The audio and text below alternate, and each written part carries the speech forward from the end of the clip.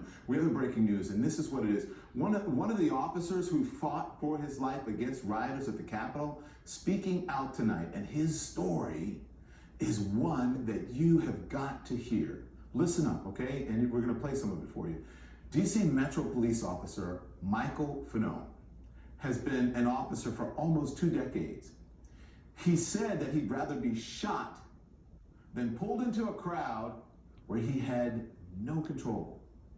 But that nightmare is exactly what happened to him last week in the Capitol, at the Capitol building.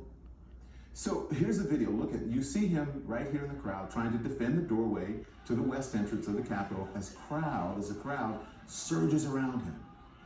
Radar Officer Fanone was pushed out into the sea of people outside. Okay, look, it's highlighted on your screen right now. You can see that they are beating him.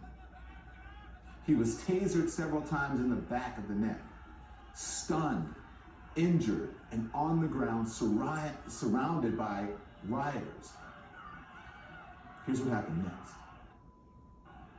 I was just, trying to fight as best I could. I remember guys were stripping me of my gear, these rioters, pulling my badge off my chest.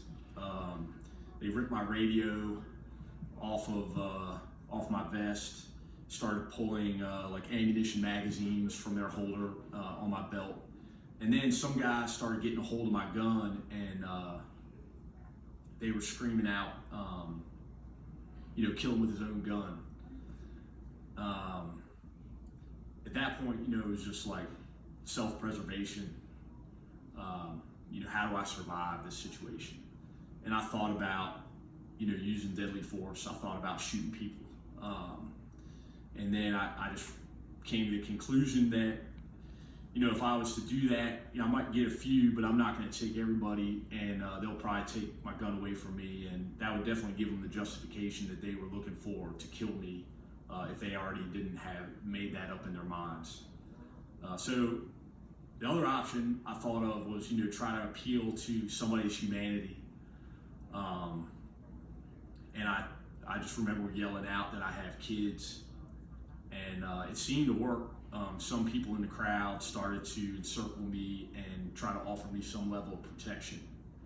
And they gave, that provided me with enough time, or other officers, specifically my partner, Jimmy Albright, enough time to get to me and get me the hell out of there and back into the west front of the Capitol. A lot of people have asked me, my thoughts on the individuals in the crowd that, that helped me or try to offer some assistance. And I think kind of the conclusion I've come to is thank you, but you for being there.